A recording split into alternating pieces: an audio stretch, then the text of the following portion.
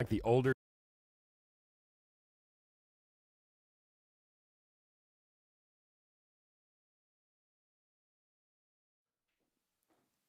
What's up, everyone? Welcome back to another live stream. So happy to see you all. And oh boys, that was a hell of the last 2 days were incredible regarding the Taylor interview. And, truly overwhelming to be able to interview my own boss. And you guys reacted so well. I literally hit all the records on my stream. So we had literally 450 people watching concurrently Taylor Otwell interview, and that was so good. So nice to see everyone. Devs, how you doing? Alas, how you doing, dude? Nice to see you. Emil, nice to see you as well. Louis Afar, how you doing? Hernanches Nens, how you doing as well? Pick and Floy, of course. How you doing, man? How you doing? Nice to see you. What's up, everyone in TikTok? Adolf, how you doing, man? Nice to see you.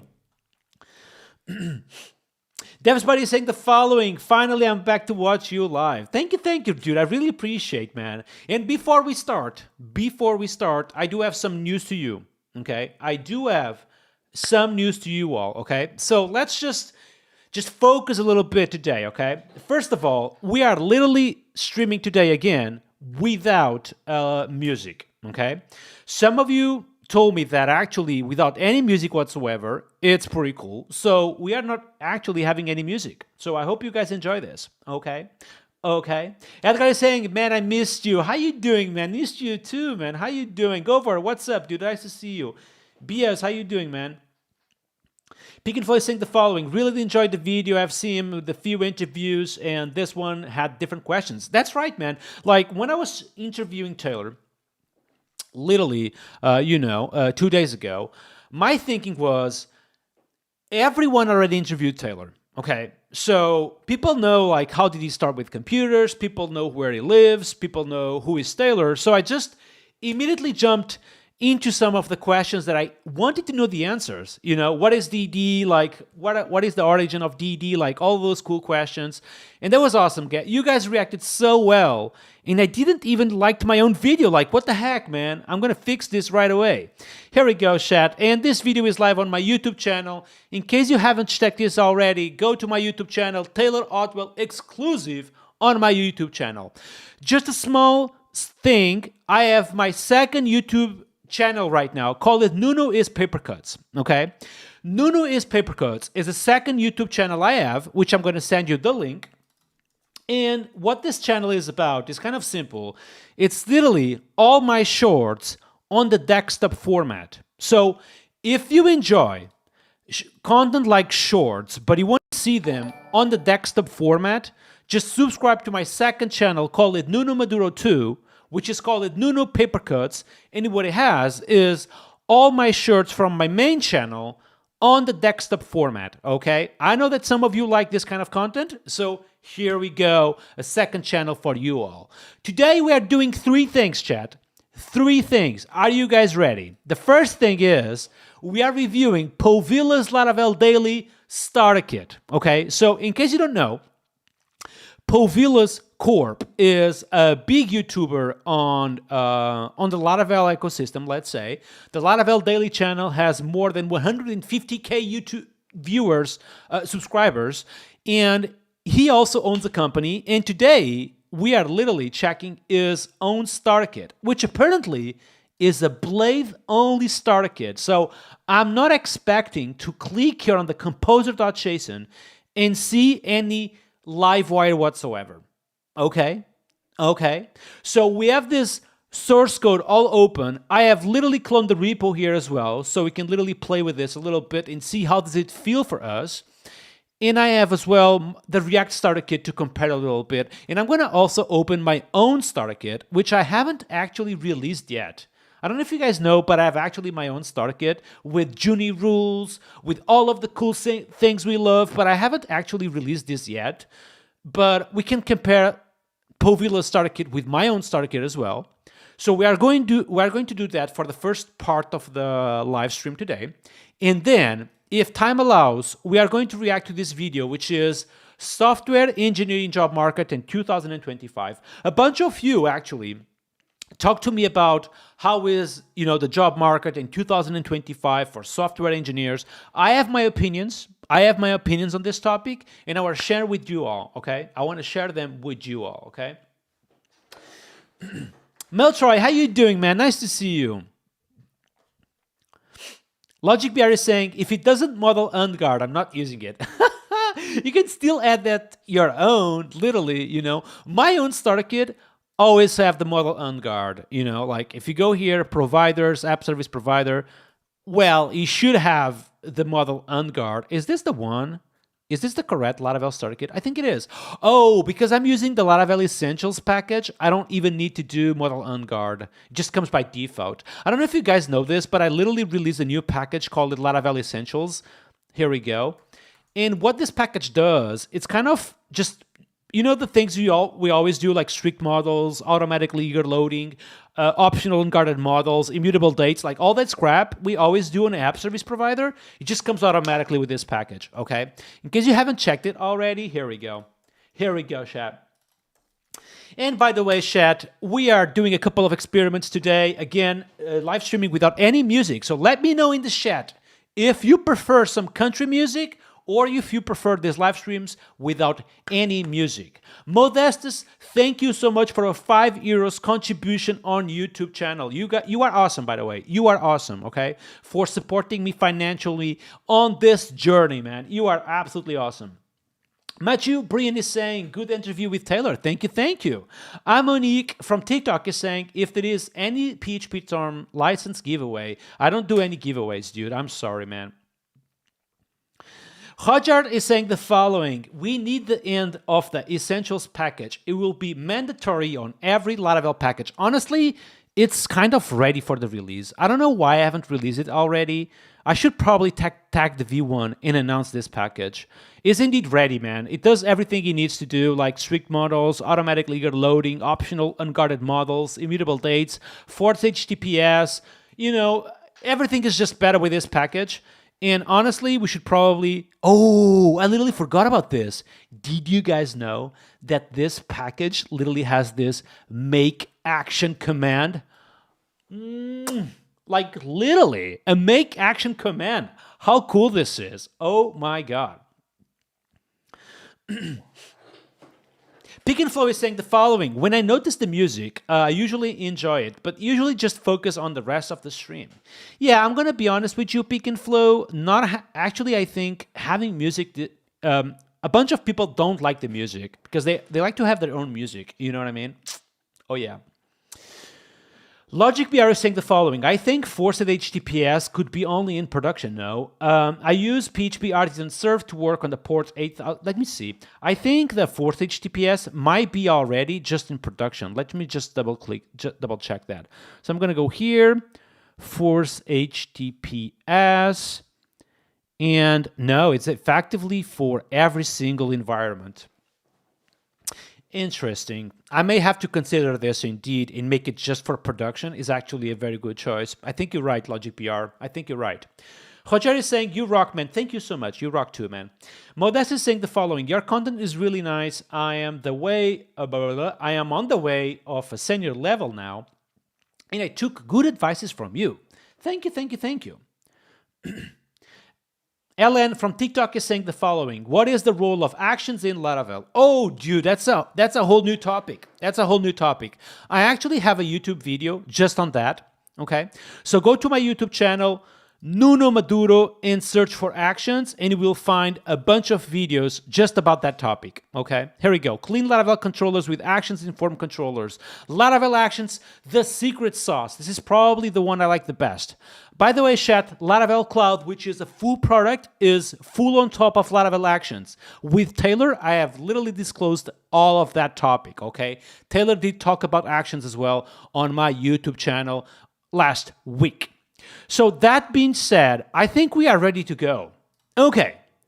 Are you guys aware about who is POVILAS Corp? This dude right here. He is literally one of the most famous YouTubers on the Laravel space and is sponsoring me. Interesting. He is also the creator of multiple video courses, articles, a big person in the Laravel ecosystem. And you know what? He created his own starter kit. Okay? His own starter kit. Before we dive into his own starter kit, I want to ask you, chat, write on the chat which starter kit is your favorite. Literally, just write on the chat if you prefer the Livewire one, or if you prefer Inertia with React, or if you prefer Inertia with Vue.js. Okay, I'm very curious about that. Before you jump into that, I'm going to tell you that my favorite starter kit is my own, which is literally a starter kit that uses Inertia and React at the moment. Okay, so Inertia is React is pretty much my favorite starter kit. But yeah, I've kind of added, I have now my own starter kit, but it's literally Inertia with React. It's what I'm using today. Christopher is saying Inertia with React. Milier is saying Livewire. Dev's Buddy is saying Inertia with React as well. Modestas is saying that POVILAS Corp is from his own country, and it's so nice to have him on the Laravel ecosystem. I do agree with you. Emlyn Dev is saying that Blade is its favorite starter kit. Oh boy, maybe you are going to enjoy POVILAS Corp is starter kit because it's literally based on Blade. Oh my god. A lot of people are saying Inertia with React. That's crazy, man. That's crazy. Pick and Flay is asking, what does Inertia do? Dude, that's actually a very good question that a lot of people don't understand what Inertia does because they haven't actually used it Inertia. So it's difficult to understand. Okay, but maybe I can explain you a little bit, okay? So if I go here into this, let's say, I'm going to create here a file real quick, just explaining what is Inertia, because it is indeed a very interesting concept, okay? So let's think about the life before Inertia. So you probably had like Laravel and React, right? Laravel and React, and the way you would have to communicate between Laravel and React is that, first of all, you would have to have a way of serving a React app, something that looks like this. Okay, and then on the template, by the way, of React, you would have to literally just fetch information from Laravel to populate the React component. Okay, so this is pre-inertia. Okay, so basically, you would literally fetch an API from Laravel to fetch the information you need for your React component. Now, with Inertia, this works a little bit different. Instead of doing this crap, the only thing you do is that in your Laravel app, instead of returning JSON, you effectively return a view.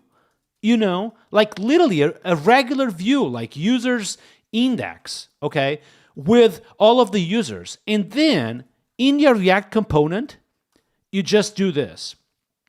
You just have the users as a regular prop. I think this is literally just so good.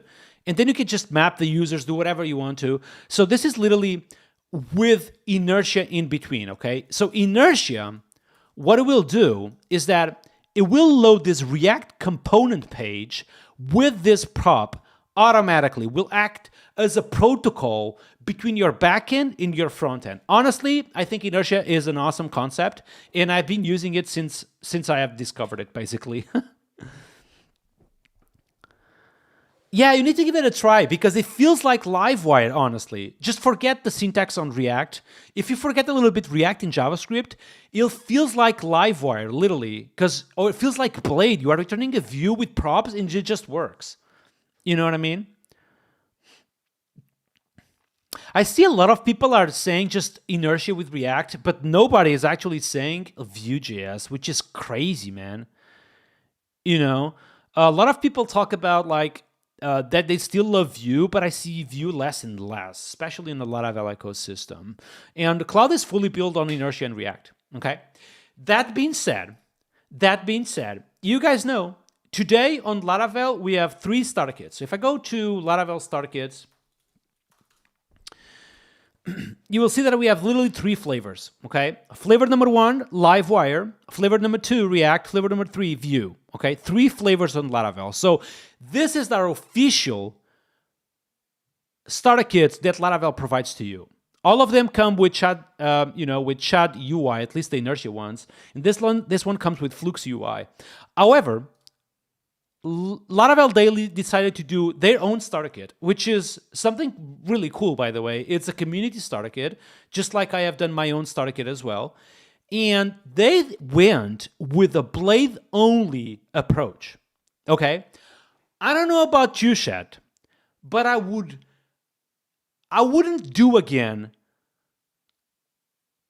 use again Blade having Livewire. I don't know what you guys think. Write on the chat, but would you use Blade without Livewire? Like, why would you use Blade without Livewire? Like, it doesn't make sense to me. You know what I mean, chat?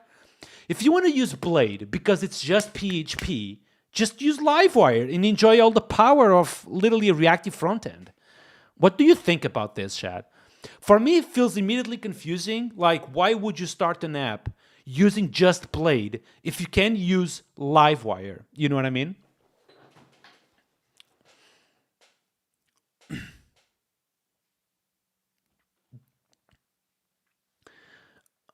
So I do understand that some people want to avoid Livewire, but I'm speaking on my behalf. I'm speaking on my behalf that I don't think I would use Blade without Livewire because it's the same thing. Okay, Pick and Flow is saying the following: I use Blade without Livewire because not every page needs to use Ajax. Right, but you can still use Livewire as a regular Blade syntax, I would say. The Cows Show is saying Livewire moves away from the MVC concept, which is a good thing, just between us, but... Interesting, a lot of people just use regular Blade. That's so surprising.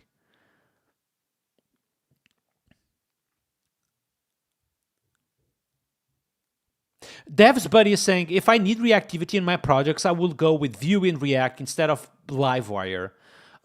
Dude, honestly, Livewire is pretty cool if you need reactivity as well. That's just my opinion, Livewire is pretty cool if you need reactivity. Modestus V is saying the following: we are doing a lot of tutorials, and Blade is the easiest to start the project with. Oh, do you actually also participate on this starter kit? Modestus V. Let me see if we have a contributor with the name Modestus V. Oh, we do! There we go. We literally have the creator on the chat. So cool, man. Welcome to the live stream, by the way.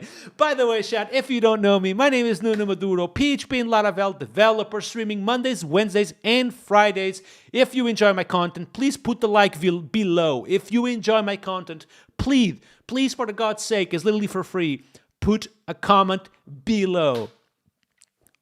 A like below, a comment. Well, you can put a comment as well, but go with a like. I think it's a little bit better. How you doing? First time chat, Tintai. How you doing, man? But again, chat, this is just my opinion. I would go with regular Livewire, but apparently the creator just told me that they went with the Blade approach because it's much simpler for tutorials, which honestly, it's a valid choice. It's actually a valid opinion. It's something that I can understand. You know what I mean, chat? Modestus Seeing Now Kaz is saying the following: sometimes I even go with jQuery, perfectly fits for small projects. All right, dude. Honestly, go with Livewire. With Blade, okay, but going with jQuery, Jesus Christ, dude. Just use Alpine, man.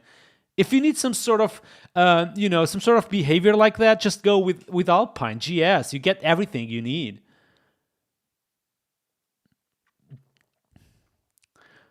So something I'm very curious, though, is that I remember, for example, so I'm going to tell you a secret. For Pinkery.com, which is this website, which is social media, by the way, I have created, in case you are not there yet. Here we go, chat. Pinkery.com, I'm going to tell you a secret. I went with Blade only at first because in my mind, it was simpler as well. But then I start doing like posts, requests, and things like that, and things got so much more complicated, and I instantly migrate to Livewire. So I want to see, for example, if I click on resources, views, let's say settings, password, do I see post and shit like that? I do. Here we go. Yeah, this is literally something that doesn't happen anymore with Livewire. I barely know the syntax right now. So you need a put because you are updating. That's insane. Okay, chat, let's dive into the source code and exactly see what this starter kit provides, okay, chat? Let's go all the way top, and the first thing we see is the GitHub workflows. This is actually important and is actually a very good thing. If you are using GitHub, there is no reason whatsoever why wouldn't you use GitHub Actions. So this is actually a very good choice from the team of using GitHub Actions, okay? GitHub Actions is absolutely awesome. It's fast, it's pretty cool, and you guys should use this if you haven't already. They are only using Pint and PHP unit, it seems, but they are equally styling the front end with Prettier, which is interesting. Okay, chat? This is interesting. Listen, how you doing, man? Welcome to the live stream. Oh, you put Alpine with jQuery? But they're a little bit the same, right? Like you can do with Alpine what you could do with jQuery, right? Time is saying, I love Alpine.js, it's simple and lightweight. Exactly. I would just use that. LogicBR is saying, prettier -- right on an action. Ooh, that's actually interesting if they have that. Oh, I think LogicBR, they have that because if npx prettier -- right fixes the issues, then they can commit this, you know? So I think they have this automatically code fixer on the GitHub action, you know? So it's kind of a thing that I don't do personally. I don't have any project doing this actually, but you can have your CI literally, you know, pinting all the code, which is what this pint is doing, and then equally fixing the front-end styling and committing everything. I guess the only question I would have here is why this is not uncommented. That's the only question I would have. But it looks cool. Honestly, this looks cool, chat. This is actually a very good idea. Okay, the .github is actually validated. I think it's pretty cool stuff here. I want to move here into the composer.json and understand the dependencies a little bit. PHP 8.2 is...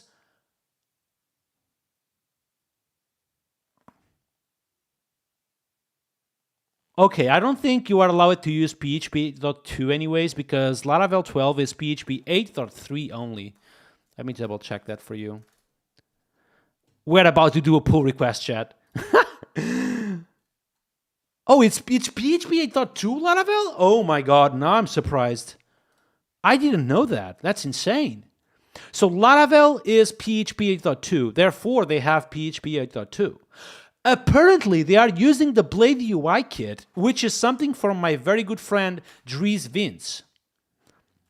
This is actually a very good package, chat. If you haven't used this already, it's actually a very good package, chat. Like literally, you can use you know, icons and various helpers in your Blade using this Blade UI kit from my very good friend Dries Vince. Okay, so they are using that in this starter kit. I actually appreciate the fact that they went opinionated with some of the Blade front end, because obviously this is what we want. When we use a starter kit, I want to use an opinionated starter kit, like a very good opinionated starter kit. You know what I mean? As is saying the following, past is awesome. Looking forward for the next version. Dude, I'm feeling the stress already. Like literally Laracon US is coming, literally almost there, and I have barely anything ready for the past 4 release. Jesus Christ, I'm just scared. Pick and Flow is saying, I love the Blade UI kit. Me too, man. It's an awesome one. I agree with you, man.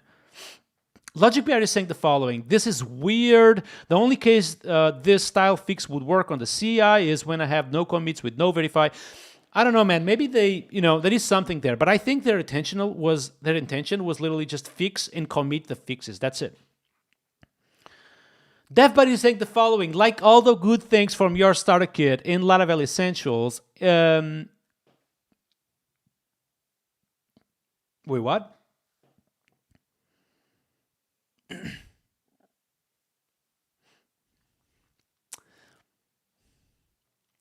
Pick and Flow is saying the following. I don't think most devs could care less about dynamic front-end behavior. They want a app that just works and it's fast and consistent. I agree with you, dude. I agree with you. However, I think you're talking about simple applications, okay? If you have something like Twitter, for example, you kind of expect Twitter to be reactive. Just imagine a little bit, clicking on the like button and having a page refresh. That would suck hardcore, you know what I mean? You want to scroll and just click on the, on the like button and expect the scroll to be on the same place, you know? You want to basically just move around and things shouldn't move. So I expect reactivity on all the apps that literally stay open all day. And Twitter is one of them.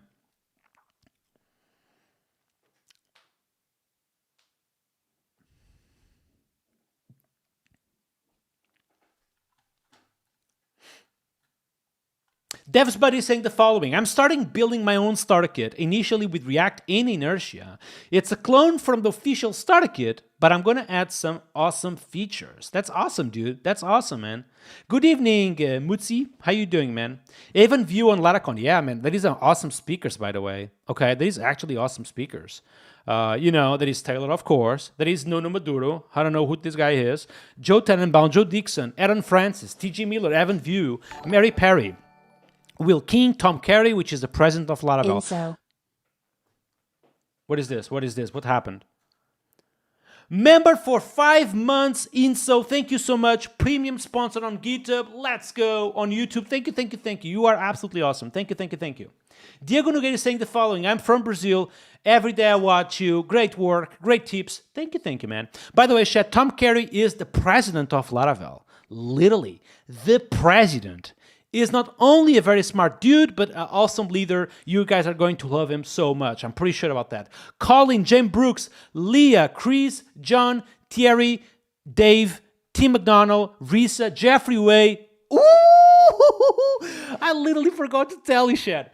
Are you guys ready? Are you guys ready? Yeah. Let me show you. Oh my God.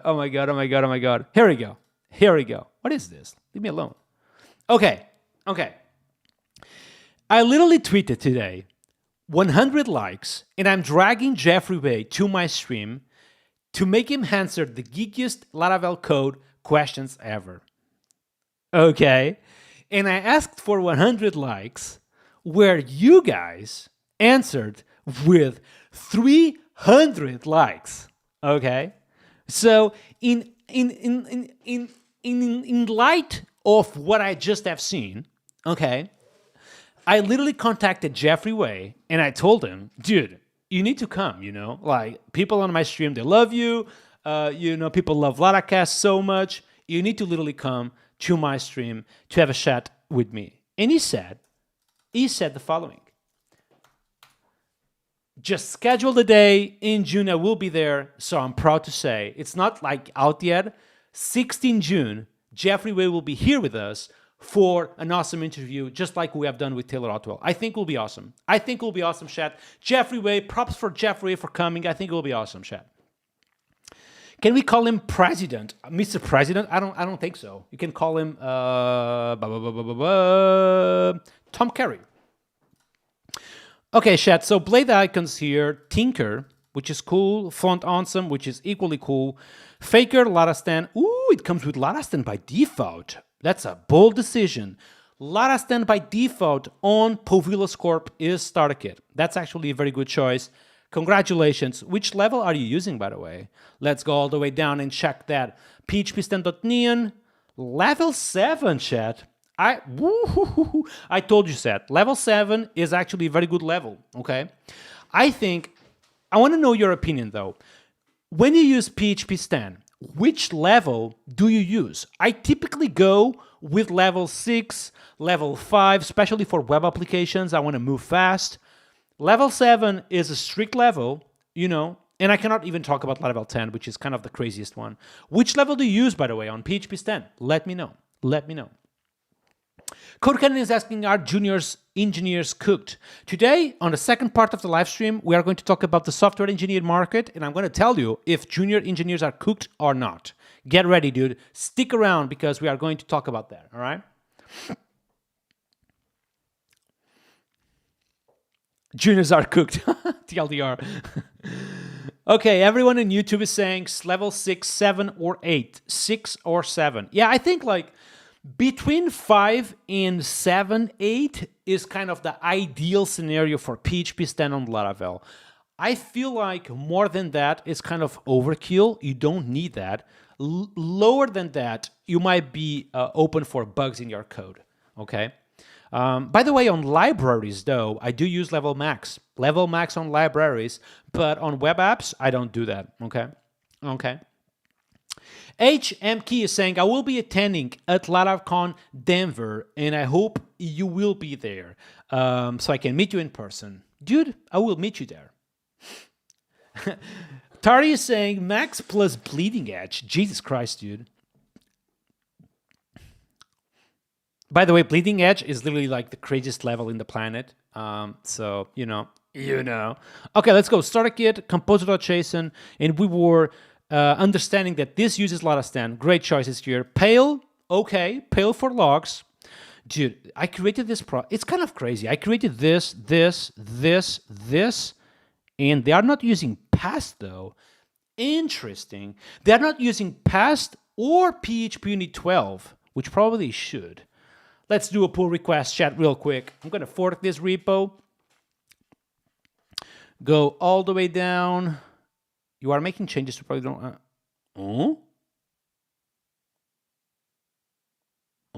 I just clicked on fork. The fuck? What happens if I do this? Can I... Wait, what? Oh, here you go.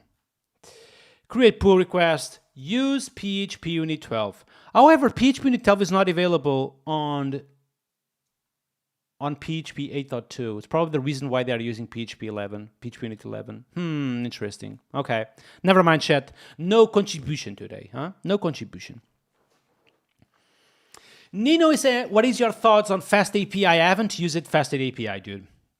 Modesta V is saying, we are using past. You can select it on installing. Oh, that's right, dude. That's a good choice. So basically, he is right. I actually installed your starter kit. Here we go. I have your starter kit right here. And I can see as well that I could choose past when I first start this. So that's actually a very good thing. By the way, I couldn't move to PHP Unit 12 because PHP Unit 12 requires PHP 8.3, which is a little bit above of what they support here. Okay. Okay. Chat, that being said, let's move here a little bit and start exploring, some of the UI actually. Let's move to the UI a little bit. I'm going to click here. Chat, I want to know your opinion. What do you think about the UI? Okay. So this is literally the register form. Looks like this. What do you think, to begin with, about this UI? I think the UI is pretty simple and cool. Okay, so I can register myself. Let's type, my name is Nuno, nunolaravel.com. This is my password and create an account. Bam, bam, bam. And it's done. And here we have the dashboard. Not bad, honestly. I think it's pretty cool. Nidup is saying, thank you for responding. You're welcome, dude. I respond everyone. Code Canyon is saying, I think the UI is very sexy. I also like the UI, to be honest. I think the UI is pretty cool.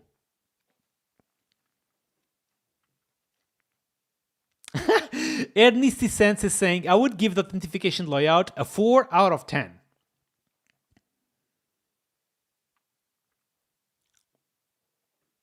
Honestly, I think the registered form is good. The dashboard is a little bit better, in my opinion. I like the dashboard better than the registered form. What happens if I click here? Okay, nothing. Cool. Oh, okay. This is literally to explain a little bit the levels that you can have on your navigation bar. Okay, so literally I can have multiple levels if I want to. I assume I can configure this behind the scenes. I'm wondering if configuring that would be a play thing, Like, do I need to do it here, for example? Let's see.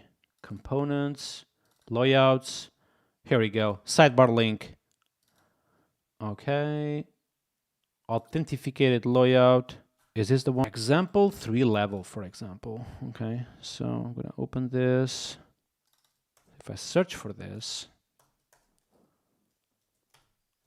Okay, it's literally under the file sidebar.blade.php, which is under. What is a sidebar? What the fuck? Oh, here we go. Layouts app sidebar blade.php. In here, I can literally configure all of the levels on this left sidebar. Interesting. So here I assume, because this is just Blade, I can use just regular PHP code here. Honestly, when I'm coding on React, kind of something I miss is just the power of using just PHP on the Blade view, which I obviously cannot do with inertia in React. But interesting. So they use the request route is to literally know where I am at the moment. Okay, gotcha. So that's cool. How about this stuff? Is this stuff like configurable or is like hard coded? Is hard coded at the moment. Okay, makes sense. Honestly, makes sense. Okay, so we have a left sidebar. We have a dashboard with a couple of examples. I have my own account on the top right, which I can click on settings. And then I have my profile settings, okay, which I can change my email, for example.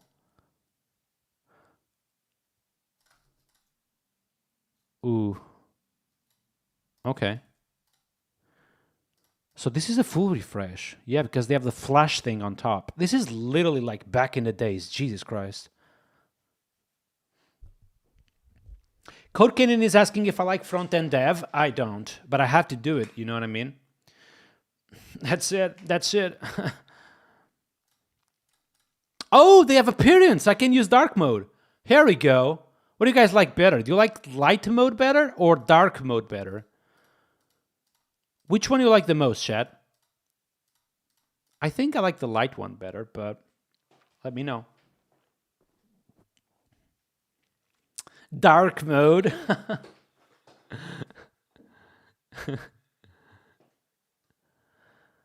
Jonas is saying, I think All-Star Kit should come with dark mode option on the menu. Dude, but, you know, sometimes coding a dark mode, it's kind of difficult, you know? A lot of people on YouTube prefer dark mode. That's interesting. Okay, let's go for dark mode then. Okay, so we have our profile settings, which I can just change my name in,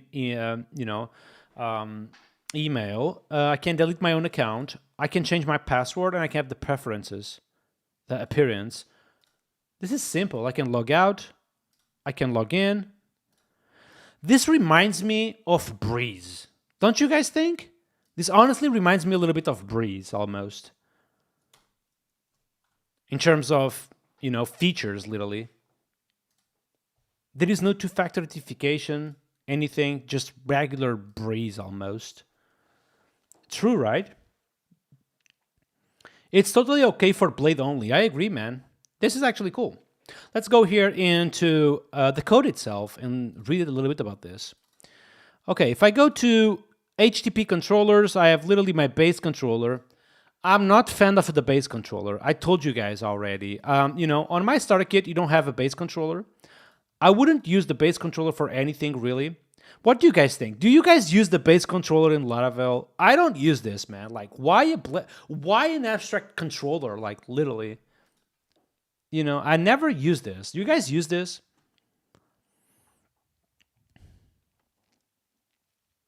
Yeah, I use a dark mode on Twitter, indeed.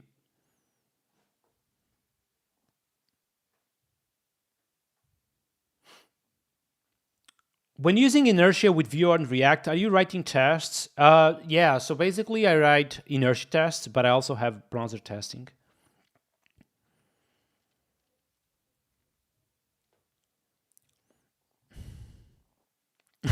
Emily Dev is saying, I only use the controller.php to delete it. Me too, man. But I don't use the controller, the abstract controller, okay? Interesting. They don't have PHP annotations.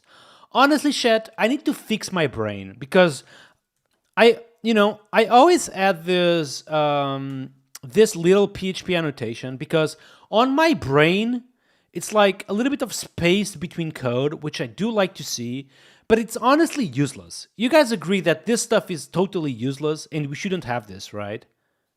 What do you guys think about PHP docs in general? I think PHP docs are just a waste of time, honestly.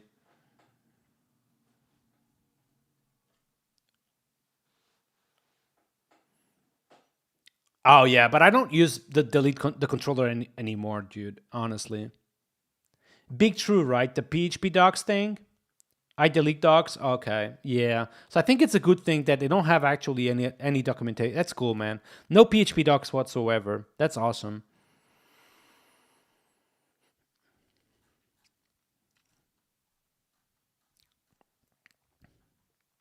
So they do have literally all of the code within the controller, which honestly, for simple applications, you don't need any kind of actions if you want to do any simple app. This is looking cool. Interesting. What is the appearance? Oh, there is no post on appearance because this is a browser thing. Interesting.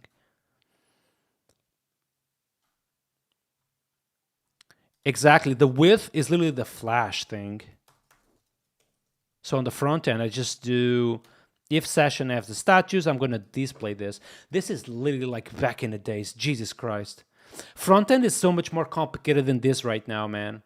You know, front end is so much more difficult right now. Honestly, just a fucking nightmare. It's so simple here. Like literally, if you want to display a status message or whatever, you just do, I'm going to return back with this payload.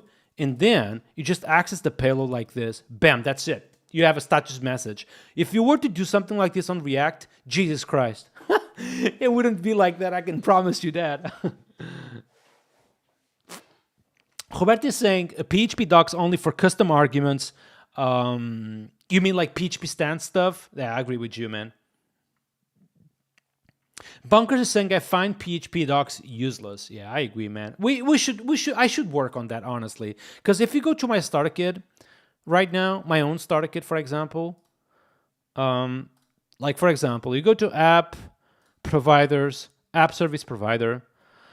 Like this two, honestly, like this two PHP docs, they are totally useless. They add zero value, but I still add them for some reason. It's just, I don't know, man. I should probably work on this a little bit.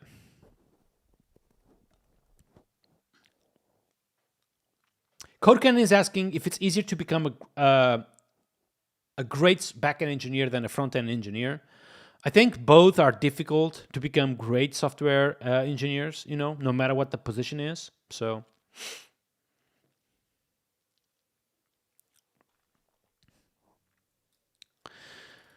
how about the user.php? Yeah, simple stuff. Kind of what I would expect. Yeah, this is the basic stuff. Okay, Shad. I think let's do... let's literally just review. The test suite is literally like Breeze, I assume. Yeah, just normal, and then I can convert to past. Really just works. It's the basic stuff. Okay, Shad, let's literally just attribute a punctuation on this starter kit. From 0 to 10, how much do you give in terms of points to this starter kit? Honestly, I would give this 8 out of 10, okay?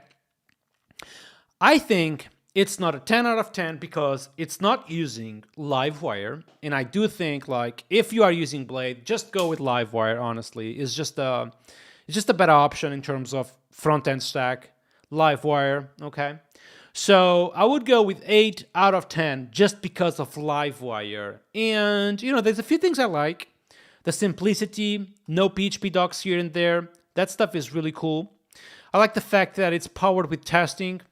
That's cool as well. It's well documented. Good stuff here overall. 8 out of 10 just because of Livewire, man, I think.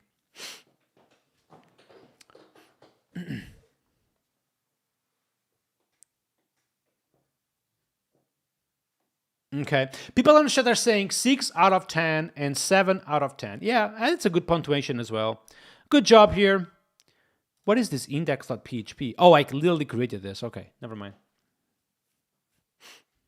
Okay, chat. That was it for this review. Congratulations, Daily Team. Laravel Daily Team. This is actually cool. I'm going to give you my GitHub star. Here we go, chat. If you guys haven't checked this already, please check this out. It's actually a very good starter kit, just in case you need to do this, okay? Laravel View Media is saying the following. I know, 10K steps here. Remember to drink water.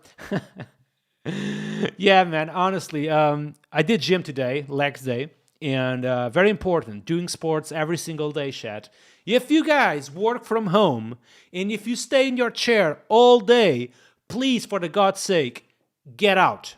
Just go outside, go for a walk, go to the gym, have some healthy food. Think about that. That's important, chat. That's important. You don't want to have like 40 or 50 and then just be like super, unhealthy. You need to think about that.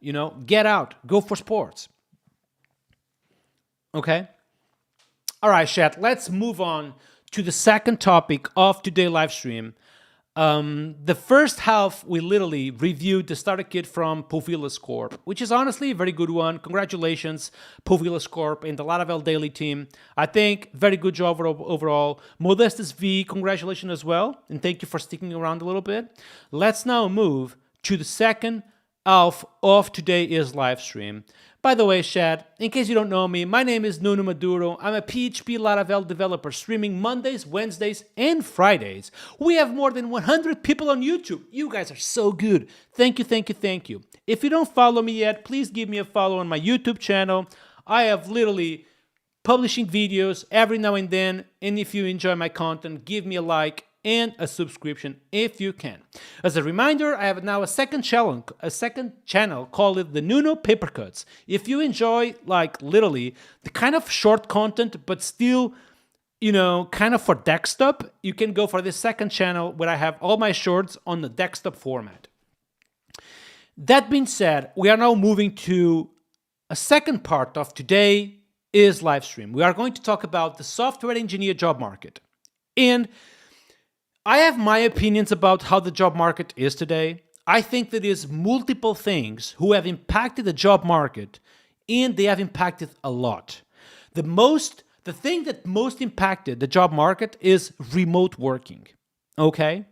You need to think, back in the days, people were like forced to go to the offices. But what bosses and like literally companies have noticed is that you can have the same size in team and hire from another markets. So just think a little bit. Before, for example, you had a company in SF or you have a company on New York, and you had to pay like this 3-figure salaries to these developers winning like 200K or 300K, where right now you can literally hire 10 people with way less salary from the different markets, okay? So I think remote work was one of the things that impacted the job market. I think that is the second thing will impact the job market a bunch on the next couple years, which is AI, okay? Some of you, I've seen Twitter and people say AI will not steal jobs and whatever. That's true. However, the developers who work with AI and use AI tooling, they will be effectively more productive than the existing ones, okay? So chat, if you guys are using either PHP Storm or VS Code or whatever, and if you are not using the agent on the right, literally for coding for you, you are missing out, okay? You are literally missing out. Those agents are literally insanely productive once you learn to work with them, okay? All the agents you see on the right, like Junie or potentially, the one from Cursor, the thing is that the first time you try them, you see, they are hallucinating, they are not producing good code. That's because you have not trained them, okay? There is multiple things you can use, things like dot configuration files or potentially, just instruct better your prompt that can help you out and have the agent actually producing good code. So I'm going to repeat this, chat, because I love you all. The Nuno Nation here is people that I'm responsible for. And I'm going to tell you this, and keep this in mind. If you are not yet using those vibe coding agents, please, for the God's sake, start tomorrow, because unless you start using them, you will be behind the other people. Okay? Type on the chat, thumbs up, if you got this message and if you are going to do this right away. Okay? Please, for God's sake. I love you all. I want you guys to be successful. Okay? I want you all to be successful. And I'm going to, I wouldn't be telling you this if I didn't know. Okay? Okay? I'm going to tell you an example. Even on Laravel Cloud, I'm using AI web coding agents all the time.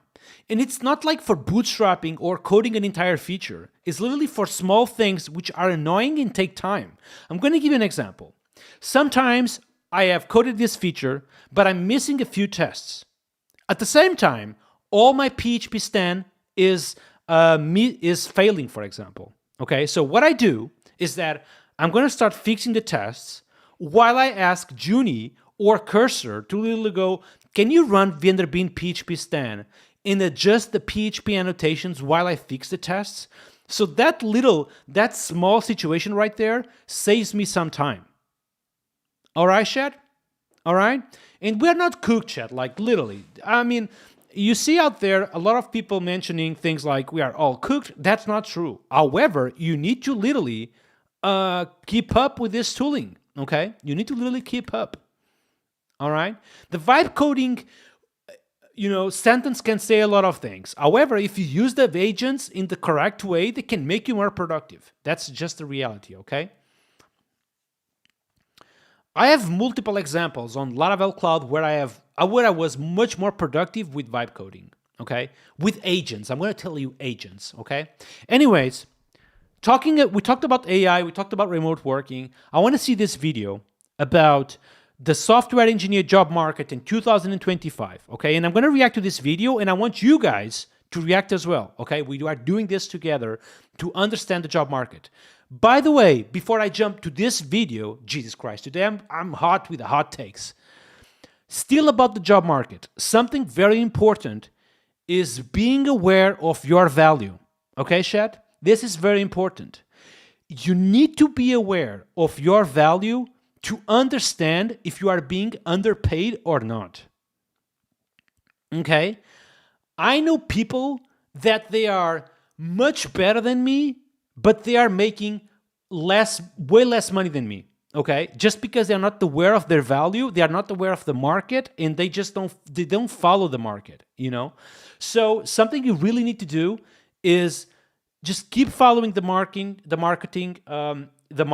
literally go to meetups, be aware of how much is your value and how much you should be winning in terms of salary to understand what you should ask to your boss, okay? Don't play the video. I don't need to know how cooked we are. I don't think the video is about that. It's just about the job market. That's it. Okay, chat? Let's make a test about the audio before, okay? I'm going to click on play. Let me know how the audio is, okay?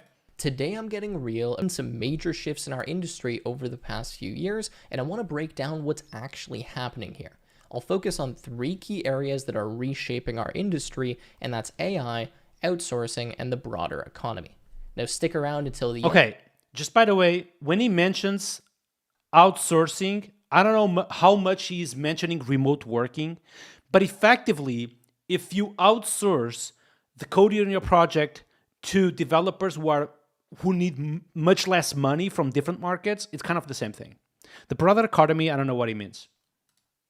Now stick around until the end because this... All right, Twitch broke. I'm going to wait a little bit then. We are back. Okay, is everyone back? Everyone back? All right, let's go, chat. Let's go. Software engineering job market in 2025. Today I'm getting real about the software engineering job market in 2025. We've seen some major shifts in our industry over the past few years, and I want to break down what's actually happening here. I'll focus on 3 key areas that are reshaping our industry, and that's AI, outsourcing, and the broader economy. Now stick around until the end because despite some of these challenges, I'll share why I'm still optimistic about the future for those of you that are willing to adapt. And by the way, if you are struggling in this current market, then I might have something that interests you. I recently relaunched my Dev Launch program, but we'll talk more about that later. Anyways, before we dive into the specifics, let's look at where we currently stand. According to recent data, software engineering job postings hit a 5-year low in early 2025, with listings. Ooh. That's actually insane. So in 2022, we actually have a lot more job postings than we are having now, and it's decreasing a little bit. That's interesting. That's interesting. Something is wrong with the stream? Oh my God, what's happening, chat?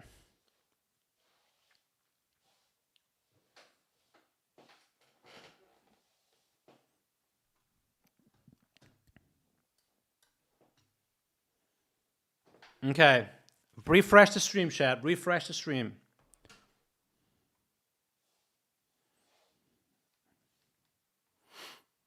How about now? Is it okay? Things down to about half of what they were during the 2022 peak. Now, the days of tech companies desperately competing for any developer they can find are clearly behind us, but here's what's interesting. The Bureau of Labor Statistics still projects 17% growth and find are clearly behind. Yeah, I think like the reason why there is less job postings, again, it's because the market is just so much bigger. You have literally countries countries outside of Europe and America that are literally available for hire now. And people, that is just less job postings because of that. That's it.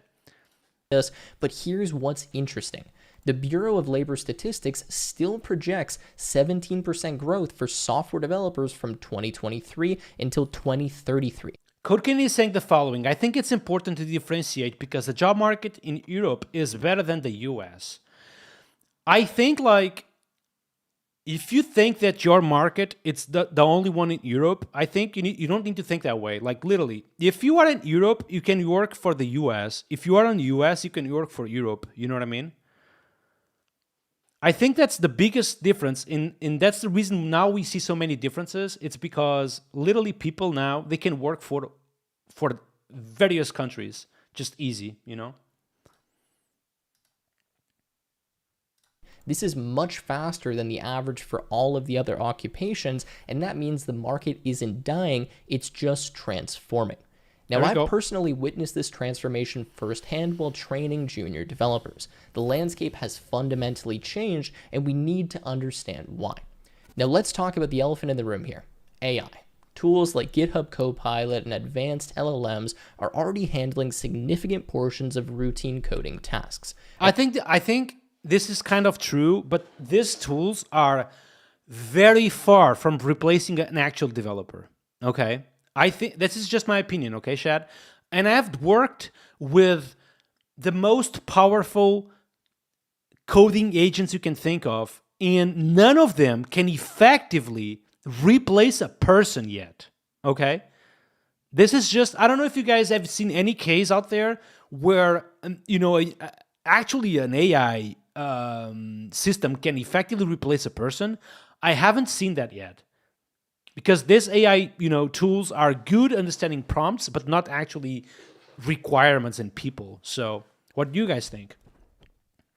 According to recent studies, AI tools have boosted. Dev's buddy is saying the following: I am from India, but our company only deals with US clients. That's right, man. Because, the reality is that countries like India, for example, they literally provide coding skills in a much cheap value than regular freelancers on US, for example. So that's why I think the market is just transforming a little bit. Engineering productivity by up to 30%. This is totally bullshit. I understand that literally software engineers will be much productive, but 30%, I don't know, man. Feels bullshit. At companies like Salesforce, this has directly impacted their hiring needs.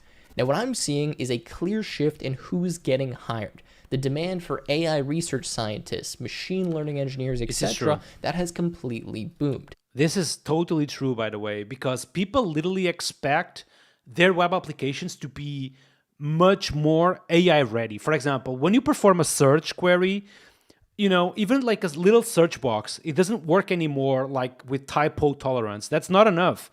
People literally expect that you just search with natural words and that will literally fetch you exactly what you're looking for with AI tooling behind the scenes.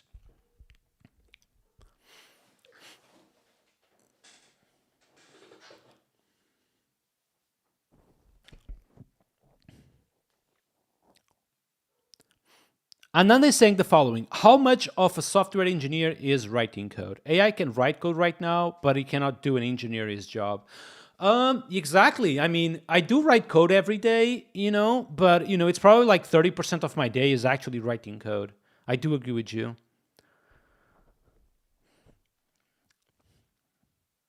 I think AI at some point will literally understand requirements, but not the requirements that software engineers actually solve. He might be able to understand the requirements for a pizza place, for a simple restaurant menu, but not exactly like a full product. You know what I mean? Will take some time.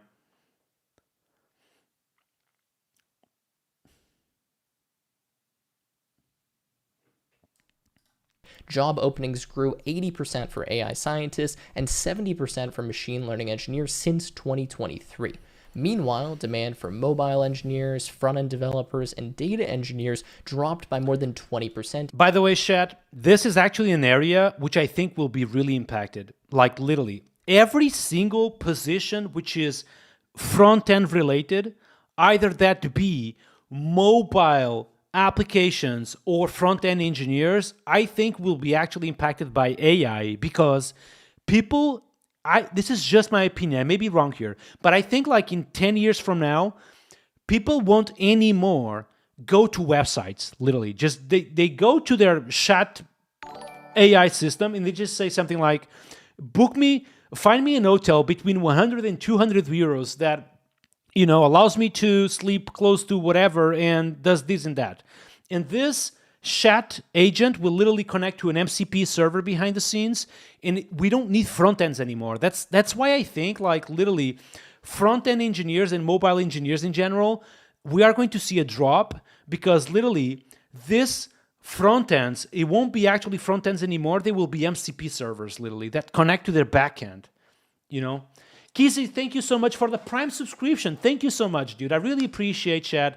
You guys are awesome in supporting my work, man. Thank you, thank you.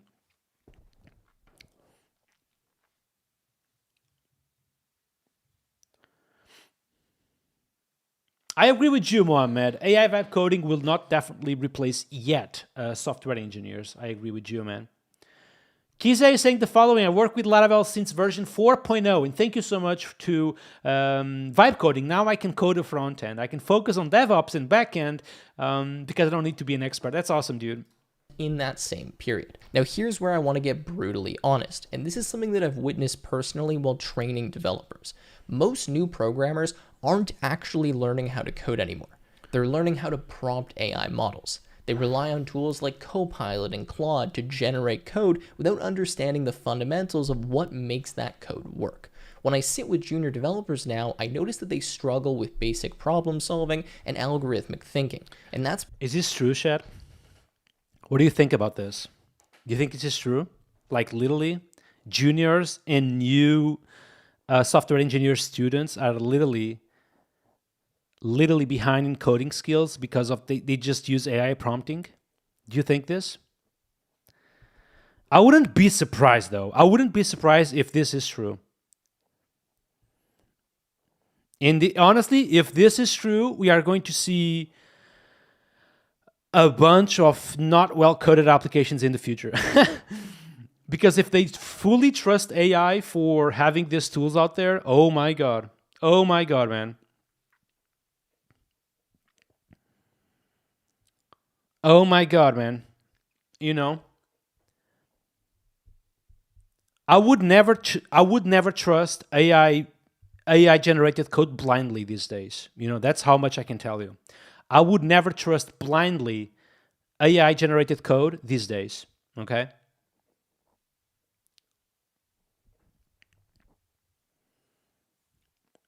Because honestly, if you trust AI vibe coding blindly, it actually end up generating a bunch of crap. That's why I'm telling you, like, these agents, they are very good solving one problem, but if you give them, like, just code my entire project, it will be just crap all over the place, okay?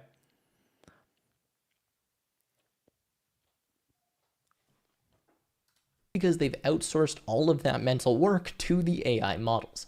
Many can't debug or optimize the code that they didn't write themselves. They can get a feature working, sure, but they don't understand the underlying systems or what makes that feature work.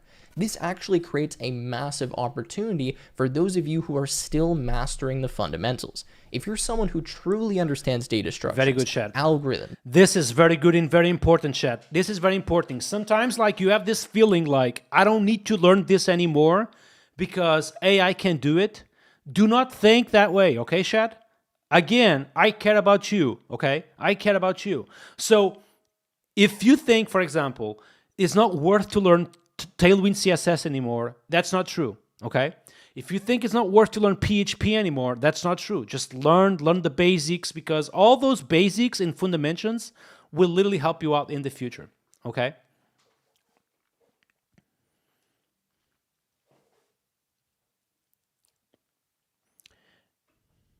Take notes, chat. This is actually very interesting. We're still massive opportunity. I love this thinking. I love this way of thinking, man. I love this way of thinking.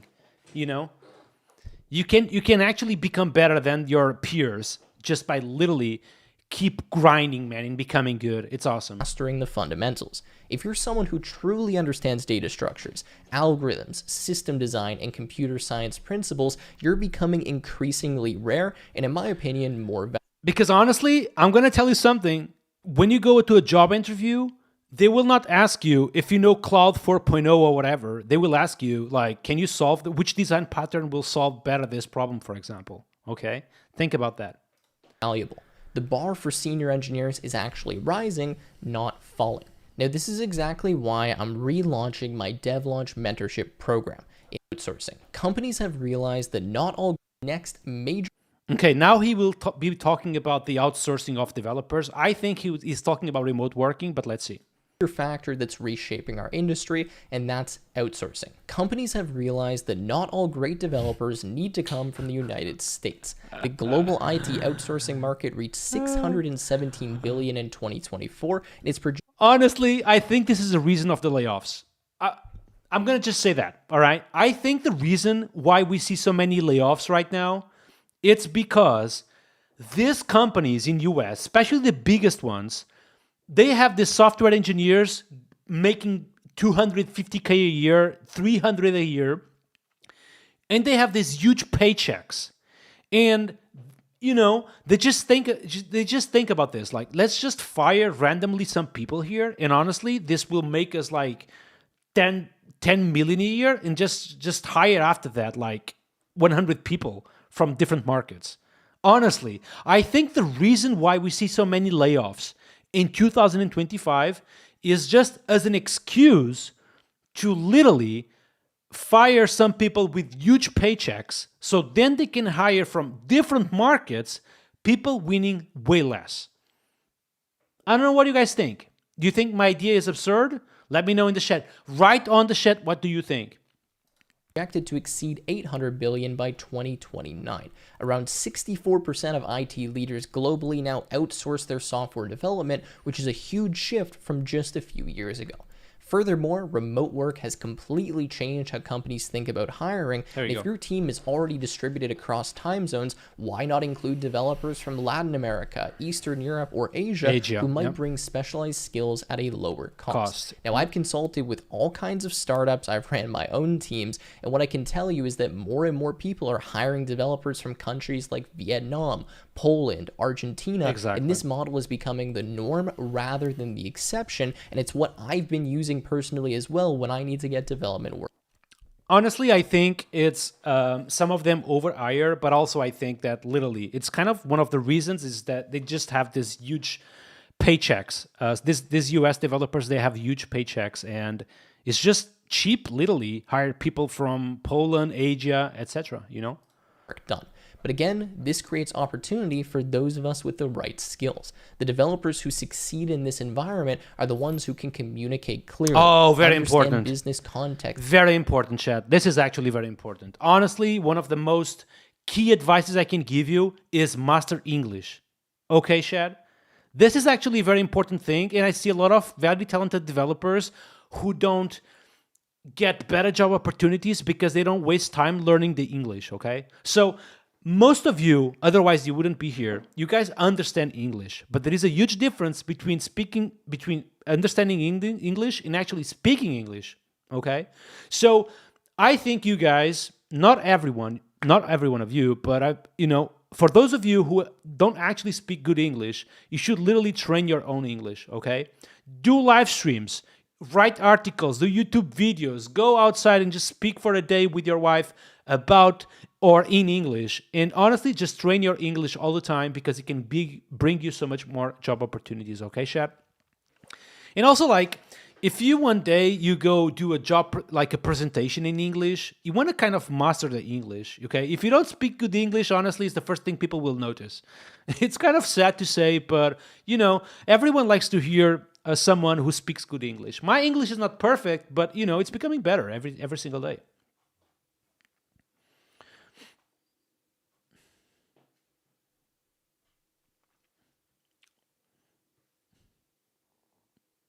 Victor Sanchez, about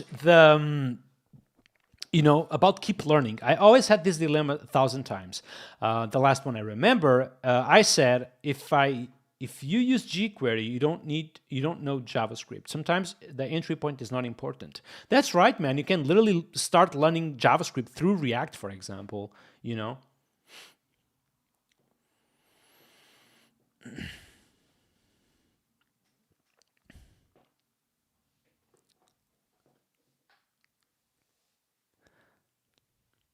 Kies is saying the following: I'm listening Jeffrey and you, and I'm becoming better at English. Yeah, that's important, dude.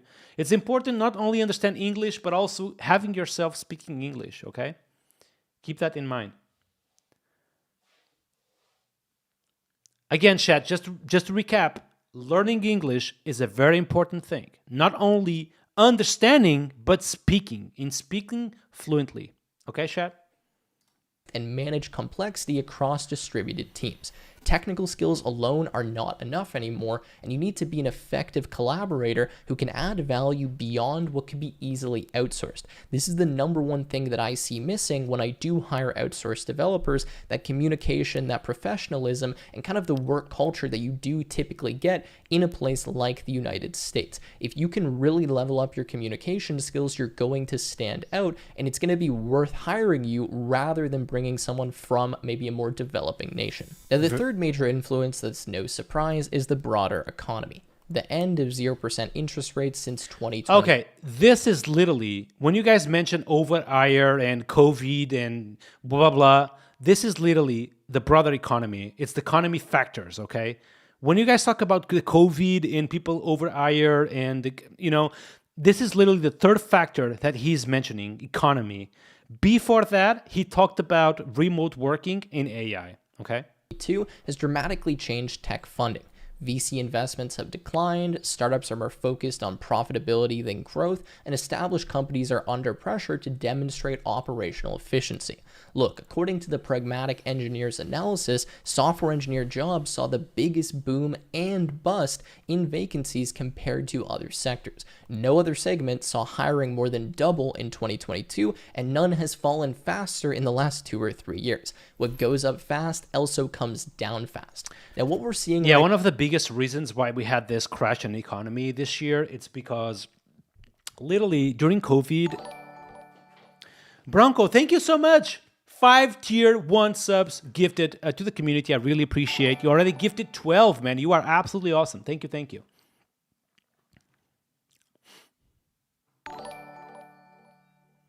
Oh, dude, I have my own opinion about college degrees, but, I don't want to influenciate people about college degrees, man, but...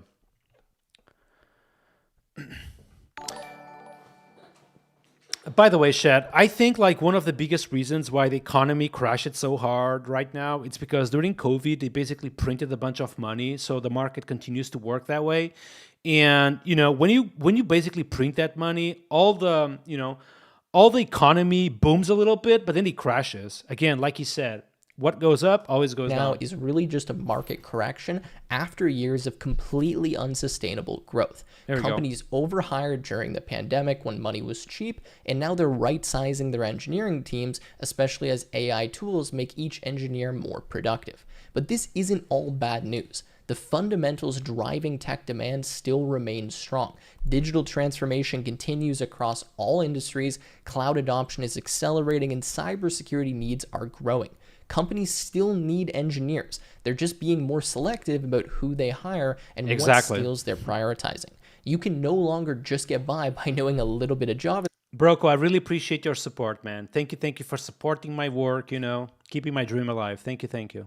Script, you have to have real skills and be able to provide real value to these companies. Now, despite these challenges, I still remember Emily Dev is saying, I speak a lot in English with my kid for training purposes. That's awesome, dude. That's awesome. Congratulations on that. Your kid is very lucky, man. Incredibly optimistic about the future of software engineering. Believe me or not, here's why. Now, the number of truly skilled developers is not increasing. In fact, it's decreasing, and I think quite quickly. Most developers now aren't actually learning the craft of software engineering deeply.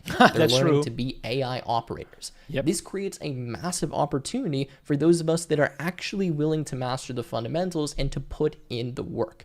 I see this every day in my training. The gap between mediocre developers and exceptional ones is widening drastically. Companies may hire few engineers overall, but they'll pay a premium for those who can architect systems, optimize performance, and ensure security, as well as solve complex problems that AI struggles with. Now look, take my friend David here, okay? He vibe coded his own startup in just a few months, and guess what he's in desperate need of now? A six-figure experienced developer that can take over and clean up the mess. We're going to see more and more of these examples. Sure, we can get something out quickly, embrace AI as a tool. Let's go here to advices. So basically the guide now is concluding with some advices. I want to see this. Going to be rewarded in the future. At least that's my opinion. Now, what's my advice overall here? Embrace AI as a tool, not as a replacement for learning. Use it to handle routine tasks while you focus on developing deeper expertise. Dude, literally what I've mentioned. Use AI for routine tasks like fixing PHP stand, fixing your test suite, kind of doing the things that are just boring, and you know that the AI will be successfully doing that. Invest in your communication skills in your business. The guy is just mentioning what I've just said. Exactly. Communication skills, improve your English, literally. Business understanding that complement your technical knowledge. By the way, communication skills, it's not only English, okay? Something you should also invest a little bit is like having a good setup to be able to communicate correctly with someone you are working from the outside, either that be a good microphone, a good camera, making sure you have a stable internet connection, but also, your English. Absolutely. Build systems, not just features, and understand the why behind design decisions, not just the how of implementation. In my opinion, the future belongs to those who combine deep technical expertise with the ability to solve real business problems. That's always been true, but I think it's more true now than ever, and I truly believe that those that take this field seriously are going to be highly compensated in the next few years. I personally don't know a single talented software engineer that's struggling in today's market. In fact, the ones that I do know are getting richer than ever. So there you have it. That is my honest... I don't know about the richer than ever, but definitely, there is no pay cut, at least. Assessment of the software engineering job market in 2025. Yes, AI is transforming our work. Yes, outsourcing is changing. That was a good video, Chad. I'm going to send the video to you all in case you want to see it offline, okay? Chad, I had this video, which is why do we feel burnout? It's 7 minutes. Do you guys want to watch this, or should we save this for another day? Write on the chat if you want to watch this right now. What time is it? It's 9 p.m. Okay. Should we go for this video? What do you think? Yeah, I'm working fully remote at the moment. I'm working remotely for the last 8 years already. How about you? By the way, chat, write on the chat if you are working remotely or not. Let me know.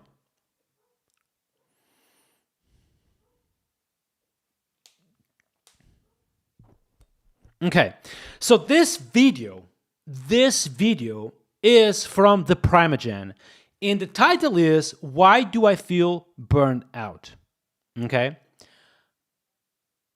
I don't have personally experience with burnout, and this is actually a very sensitive topic. Okay, Shad? So what I can tell you is my opinion when I have felt stressed in life. Okay, I'm a software engineer. I'm a regular human being. As such, I have felt stressed. I have felt nervous. I have felt that there was basically, a huge problem. And I can tell you as well what did work for me during those cases. Okay, I want to hear what Primagen have to say about this. So, why do I feel burned out? Software engineer version.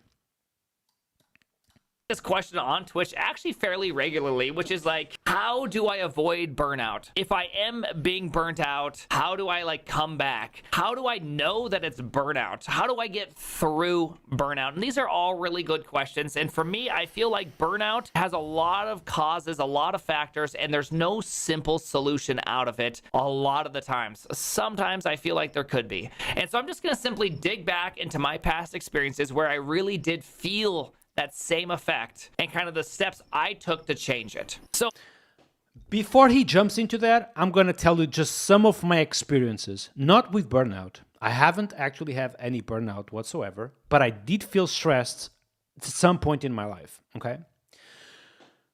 A typical mistake that back in the days I used to do is when I feel that I am not delivering at work, something that I do is that I stop doing things that are good for my body. Okay? So, for example, if I'm not feeling good in terms of project delivery, something that I do is that instead of going to cook, I order food. Okay? And I get bad food for a week, for example. Then I'm supposed to go to the gym, but I don't go because I want to finish my task. Okay? And I do feel that doing something like this once or twice a month is kind of okay. However, what I do see a lot is software engineers kind of repeating this pattern, not once or twice a month, but kind of every single day. And the cause of the stress is not exactly the problem itself, because when you think about that, it's not actually a huge problem. It's literally all these side effects in your life that lead you up to that moment. If the only thing you are doing is thinking about that problem, that will end up stress you out. That's why sports are so important, because literally it's kind of, you just forget work and you are playing soccer with your buddies and you are literally doing something else. You go out with friends and you socialize a little bit. You are literally forgetting the work in the stress a little bit. That's why it's so important. I never compromise gym and good food because of work. I don't care how much delayed I am. I still go to the gym and I still have good food. Okay? Okay.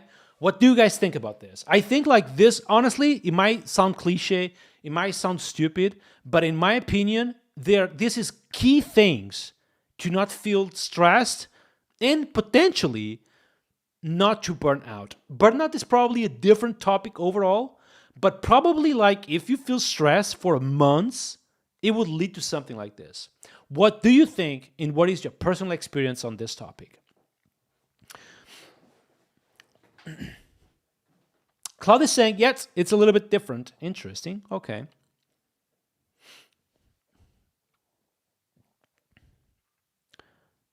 Pick and Flow is saying exercises and sleep are the most important. Sleep is also another thing, man. If you guys are sleeping 4 hours a day, Jesus Christ, dude.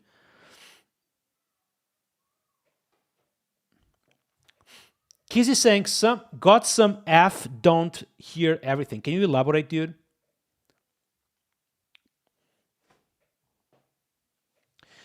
AG is saying, I have burned out because I was working in the same project for a year. You need to change projects here and there. That's stress. Yeah, that can actually, if you are stressed about the same thing all the time, that's insane.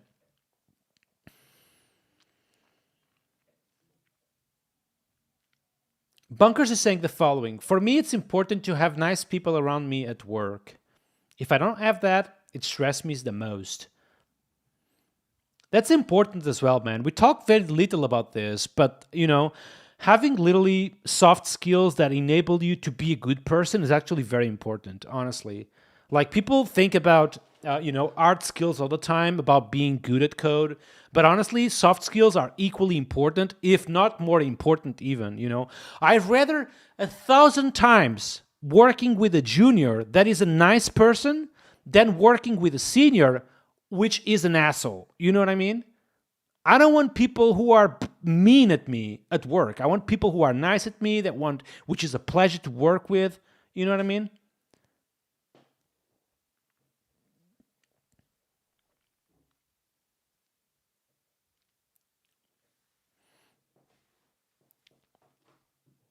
So honestly, chat, I mean, like, at least for me, the best cure for stress in general, which potentially can lead to burnout, I think it's literally making sure I exercise every day and I do prioritize myself over my problems. You know what I mean? Prioritize my mental health, my body health over thinking about problems. I think it's also important having someone to speak about, literally just try to understand that your problems are not actually that big. So,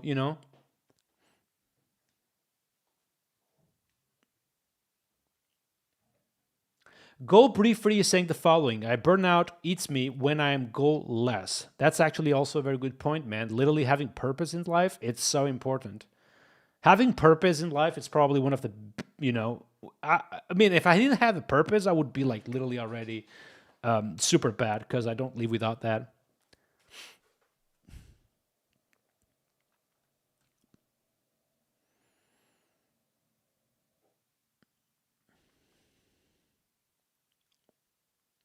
All right, Shad, let's move forward and see what is Primogen, his take on this topic. One of my very first jobs, it was actually a pretty simple job. A lot of the people just didn't have that desire, that fight in them to work really hard or even to just explore much. It was really just come in, punch the clock, go out. I was using it to get experience, but within about 3 months, I just felt this soul-sucking force because it was just so boring. It was so unhard. There was no challenge. The expectations were extremely low, and it just was so awful.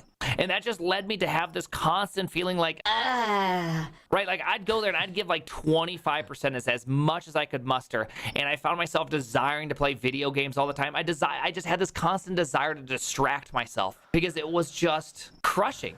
And really what it came down to was being bored. And there was nothing I could do to change the circumstances. This was just the job. So, of course, I started a dialogue with my boss and with my boss's boss, and we started talking about ideas of what I could do. But I knew for a fact that if I stayed, it was just going to be hard. And I had a new offer at a new company, and I thought, okay, I'm going to give it a try. We're going to see what happens. And let me tell you, I was certainly bent out of shape that day. It's not like changing jobs was easy for me. All right, I just got my very first house ever. I was nervous AF. And when I went to my new job, it was like a breath of fresh air.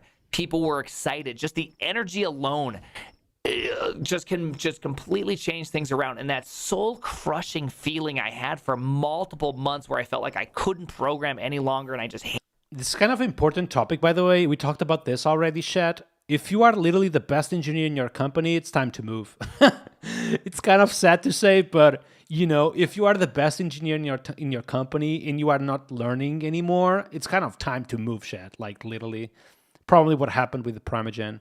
Hated it, went away in like a week. So that's just something to consider. Like if you're in a position where you are just hating the things you're doing, it's just boring. There's no adventure. There's no danger. There's no exploration. It is just coming at 9, leave at 5, hit the clock. Can't wait for vacation days. I think you need a change. I don't think you're going to experience any. Oh, Chad, this is so true, Chad. I wouldn't be able to work right now and have that traditional 9 to 5 and just, wait all year for my vacations. I cannot work that way. I was not made that way, like literally. That wouldn't work for me anymore, I want to be excited about the day. I want to come to the live stream, have fun, I want to go to a meetup, have fun. I cannot wait for that conference to go again. And, I have this feature which I really want to code. I was not made to be on boring stuff, literally. Anything but crushing this. I don't think people are really designed to sit at a... And honestly, a lot of people literally just work 9 to 5 for an entire year to literally being able to go on vacations for 2 weeks. That literally breaks my heart, chat, like literally. And, that breaks my heart, honestly. computer feeling that way for hours upon hours every single day. Now, I don't... Hey, Zach, I do work full-time since I have started work, so I have worked full-time for all my previous companies, and now I'm working full-time for Laravel as well. I think that's the only thing that can cause these problems. I will say that there is other things that... Yeah, I was very happy at Algolia. Algolia was an amazing company, but at some point I wanted to go back to Portugal, and Algolia could not accommodate that, so I just contacted, made a job application to Taylor, and I got accepted, and then I moved to Portugal. Can definitely cause problems. Another thing in my life that this actually happened at Netflix, I found myself playing so many video games and kind of just pulling away from everything, and I really... Just, life is full of literally things that get you away from reality. This is literally... Video games is one of those examples, okay? For example, playing 1 hour video games is acceptable and okay, but if you are playing like 5 hours a day or 6 hours a day, you are not having fun in video games. You are literally escaping from life. It's kind of, it might not be your case or everyone's case, but it's definitely some people's case. Like literally, just go to video games to kind of forget life in general, and that's horrible. I just felt a general malaise and unhappiness, and I honestly thought I was going to quit coding, and I didn't know what to do. It was a really hard time in life, and that was... Honestly, like literally, life is full of challenges that make you want to go away from the reality or escape from reality, and there is a bunch of escapes out there. Like literally, video games is one of them, alcohol is one of them. There is so many easy ways which you can just escape from reality, and you guys need to be aware of when you want to actually escape, which is not always good, Because I put too much meaning, too much value. I put my validation in my job. And I think a lot of people... Absolutely. Social media, literally. Instagram stories, like, there is people who do that for 4 hours a day, man, because it's just that quick dopamine escape of reality. And you guys need to be aware of that, like, literally. Sometimes when you pull your phone and you are doing something in your phone, just try to understand if you are doing that because you are literally genuinely having fun, or it's because you just don't want to think about problems or life or work or whatever, Especially those young, those new grads, those fresh out of boot campers, those self-taught people, they have some sort of like, when I get this, that's when I'll be happy. Or when I get this, when I'm working at a FANG company, at TikTok, at whatever you're working at. Oh my God, this is so true, but so challenging and problematic at some point. I don't know if you guys have this feeling as well, but, life is always about chasing that huge goal you have in mind, and that chase never ends. That's something I have noticed, like literally. I can give you an example. Like I remember coming to the Laravel ecosystem, and my goal was speaking at one LaraCon. That was my goal. Like if one day I speak at one LaraCon, it will be it. I will be super successful in my own ad, and that was it. Will be like my end goal forever. And then I spoke at LaraCon, and then suddenly my goal was not anymore speaking in one LaraCon, it was speaking in all LaraCons. And now I have speak at all LaraCons, and my goal, and it's not anymore speaking at LaraCons, it's like being a successful streamer and YouTuber. But once I actually reach, like, imagine that within a year, I've reached like 100K on YouTube in terms of followers over there. I'm 100% sure that I will have another goal in mind. So, life is just about this. I've heard stories that when you have kids, this is over. It won't be like that anymore. You guys let me know. For those of you who have kids, let me know if when you have kids, your priority changes, which might be the case for me one day if I have kids, by the way. Beacon Floyd is saying the following: quitting alcohol made my life better in so many ways, and hangovers made me miserable. Yeah, that's so true, dude. Honestly, I like to have a beer every now and then, but it's kind of important to understand if you are having a beer again because you are literally celebrating something, or if you're having a beer because you are having a beer every day, which, some people do that. So that's when I'll be validated, when I'm valuable. And I know you don't explicitly say that, right? You're not like actually saying that or thinking it word for word. But if you check your heart, you might find out you're kind of doing that. And I feel like when you do that and you get to the job, and you know what? It's just like every other job. You might get paid a little bit better, but you're just a cog in the wheel and you don't get meaning. You aren't validated in your existence and you will feel crushed. And it is really, really hard. And so for me personally, I just had to realize like the value in my life isn't my job. My job provides value. It can even provide satisfaction. I can be really proud of something, but it should not be where I place my hope. It should not be where I put my validation. It is not what makes me valuable is where I work or what I do for my job. And this was hard because I wanted to do the prestigious things. I wanted to do the best things, but I learned that, you know what? I just can't do that. I'm going to ruin my relationship with everybody else if I do that. And this caused very similar feelings to burnout. For months on end, I felt like I couldn't do anything. I felt crushed doing any form of work. Everything felt like an inconvenience. And by simply changing my perspective, I did feel a huge weight kind of lift off my shoulders. And I once again became engaged after a little while. Another thing that really I feel like affects a lot of people, which is very hard to identify, is external circumstances. Now, there was a problem in my past, again, at Netflix, in which a completely external circumstance, nothing really to do with work itself, happened, and I just found myself having such a hard time. It's really difficult to quantify why you're feeling so terrible, but it just feels like everything is causing anxiety. Everything is building up. And so when you are handed a project, the project is not fun. It's not something that's engaging. Instead, it feels like yet another hurdle you have to get over. And you feel all this pressure to perform, and it just can be crushing. And this one's particularly hard because you can't really do a lot when it comes to external circumstances. External circumstances are just things that, they happen. It's very hard, man. But literally, you shouldn't be concerned about or worry about the things you cannot control. That's always something I think about. Like, honestly, when something happens in my life and I get stressed or anxious, that's the first thing I think. Like, could I have controlled this? Do I have control over this? If I don't, that's it. I don't even think about that anymore. Okay, Shep? Laravel View Media is saying, after kids, life is totally changed. Man, I get you. All my friends tell me that. Okay? All my friends. It's probably for a good reason, honestly, Your kid needs you and probably will need you very much for that small period of time. So, Mizutech is saying that I have quit alcohol 100% just because I also quit smoking and started swimming. Best decision of my life for a long time. Yeah, I don't smoke. I do sports and I have a drink every now and then.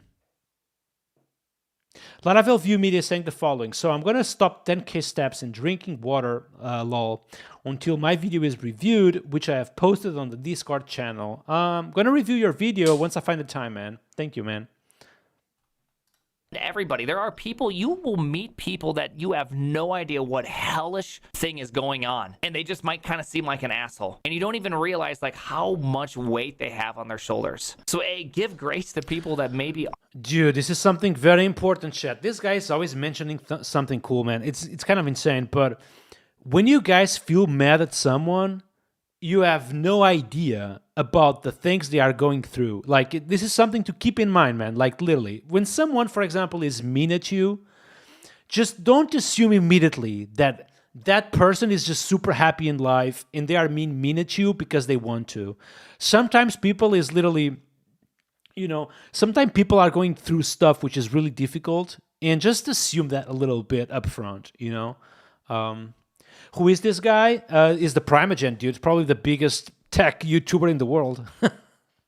aren't acting that nice, aren't being that good. But second off, hopefully you also receive that same grace and you realize and you can grow and you can eventually get out of that situation and you will return, hopefully to normal.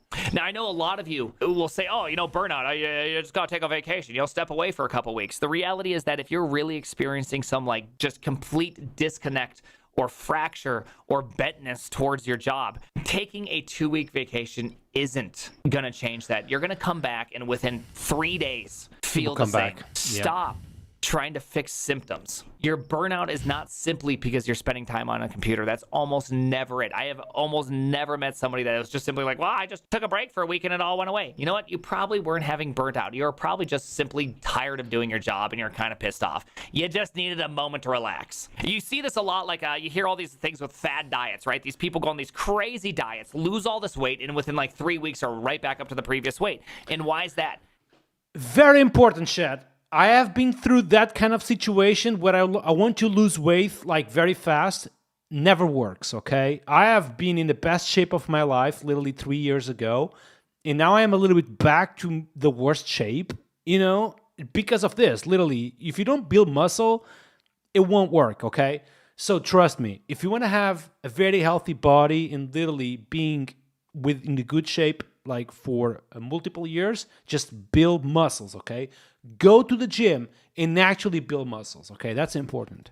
Because they are fixing a symptom. They were not fixing the problem. They were not.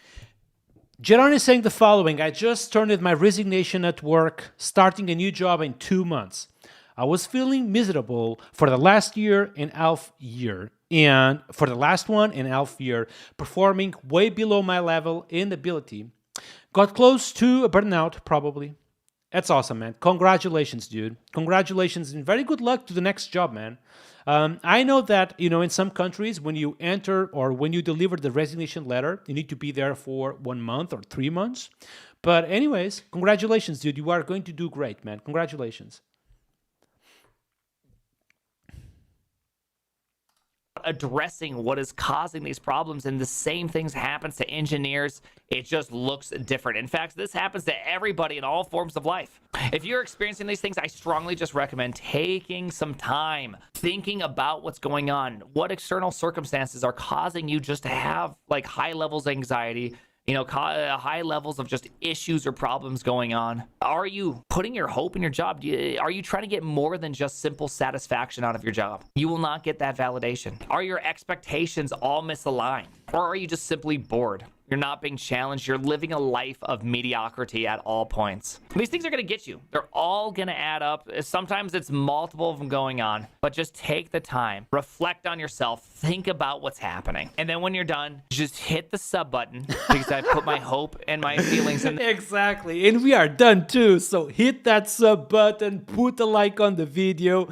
Chat, thank you so much for today. I think today was awesome, man. We talked about various aspects in life. We talked about software job engineer market in 2025.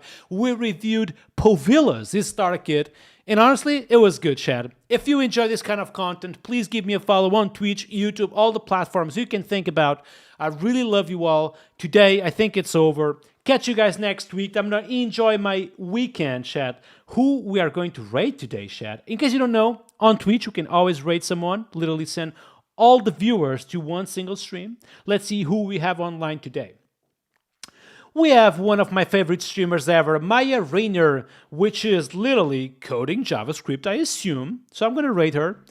I love you guys so much. Thank you so much for staying around today all day.